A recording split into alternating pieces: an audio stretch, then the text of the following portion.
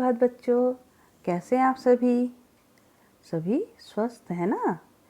चलिए, आज हम अनौपचारिक पत्र लेखन के बारे में जानेंगे।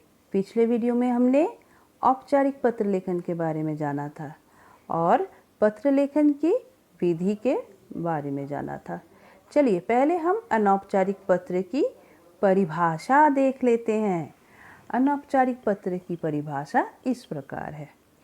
जो पत्र किसी मित्र, रिश्तेदार या अन्य प्रियजनों को लिखे जाते हैं, उन्हें अनौपचारिक, व्यक्तिगत या पारिवारिक पत्र कहते हैं।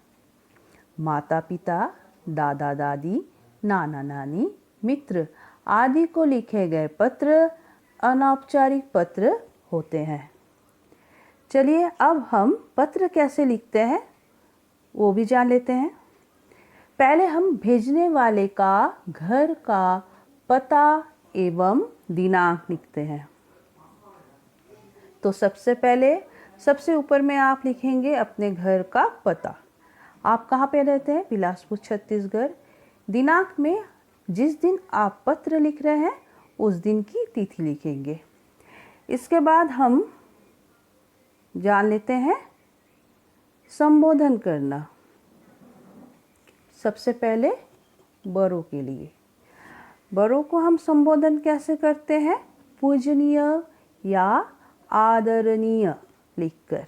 इसके बाद हम मित्रों के लिए क्या प्रयोग करते हैं? प्रिय मित्र, प्रिय बंधु, बंधुवर या सखी। छोटों के लिए क्या लिखते हैं हम? प्रिय। तो आपने जाना किस तरह संबोधन किया जाता है। अब हम जान लेते हैं अभिवादन करना। तो सबसे पहले फिर से बड़ों के लिए, बड़ों को हम सादर प्रणाम, चरण स्पर्श, क्योंकि वे हमसे उम्र में बड़े होते हैं और बड़ों को हम हमेशा पैर छूकर उनका आशीर्वाद लेते हैं, इसलिए सादर प्रणाम या चरण स्पर्श। इसके बाद मित्रों के लिए हम नमस्ते या नमस्कार लिखकर अभिवादन कर सकते हैं। इसके बाद आते हैं हम छोटों के लिए। छोटों को हम सुखी रहो, आशीष या शुभाशीर्वाद लिखकर अभिवादन करते हैं। इसके बाद क्या लिखेंगे हम? हमारा पहला अनुच्छेद होगा कुशल मंगल, यानी आप अपनी कुशलता बताएंगे और जिनको पत्र लिख रहे हैं उनके और उनके परिवार की कुशलता की कामना करते हुए पत्र लिखेंगे। उसके बाद हम दूसरा अनुच्छेद लिखेंगे। दूसरे अनुच्छेद में हम क्या लिखेंगे? विषय विस्तार, यानी कि आपका पत्र लिखने का क्या कारण है। आप धन्यवाद पत्र भी लिख सकते हैं या निमंत्रण पत्र लिख सकते हैं, या आप कहीं घूमने गए थे तो उसके विषय में जानकारी लिख सकते हैं। जानकारी देकर आप दूसरा अनुच्छेद विषय विस्तार से लिख सकते हैं। इसके बाद हम पत्र का समापन करेंगे। समापन कैसे किया जाता है? आप जिनको पत्र लिख रहे हैं उनके घर में, उनके परिवार में, उनके अलावा और भी तो कई सदस्य हैं। कोई आपसे उम्र में बड़े हैं, कोई उम्र में छोटे हैं। तो बड़ों को नमस्ते, प्रणाम और छोटों को प्यार देकर आप पत्र का समापन करेंगे। इसके बाद आते हैं हम संबंध में।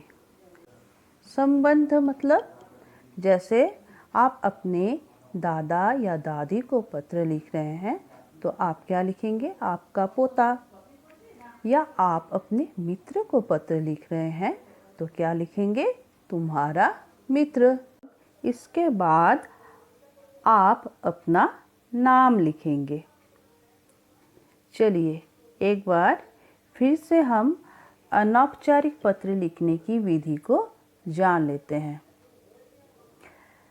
सबसे पहले आप अपने घर का पता लिखेंगे, फिर शहर का नाम, फिर दिनांक, जिस दिन आप पत्र लिख रहे हैं उस दिन की तिथि।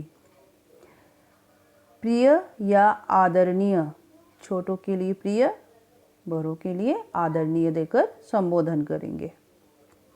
सस्नेह या सादर प्रणाम, इसे अभिवादन कहते हैं। सस्नेह छोटों के लिए और सादर प्रणाम बड़ों के लिए। इसके बाद आप पहला अनुच्छेद लिखेंगे कुशलमंगल का, फिर दूसरा अनुच्छेद लिखेंगे विषय विस्तार से। इसके बाद घर के अन्य सदस्य, बड़ों को नमस्ते और छोटों को प्यार देकर पत्र का समापन करेंगे। उसके नीचे आप अपना संबंध लिखेंगे, जिनको भी पत्र लिख रहे हैं उनसे आपका क्या संबंध है उसे लिखेंगे। फिर आप अपना नाम लिखेंगे।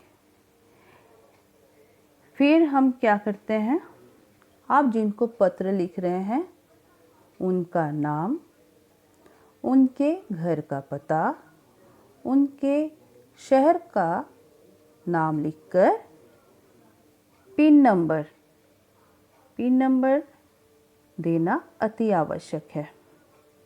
इसके बाद पत्र ले जाकर आप पोस्ट बॉक्स में डालेंगे। पोस्ट बॉक्स से पत्र जाएगा डाकघर, जिसे हम पोस्ट ऑफिस भी कहते हैं। वहाँ से डाकिया, पोस्टमैन पत्र लेकर आप जिन्हें पत्र लिखे हैं उनके घर जाकर पहुँचा देंगे।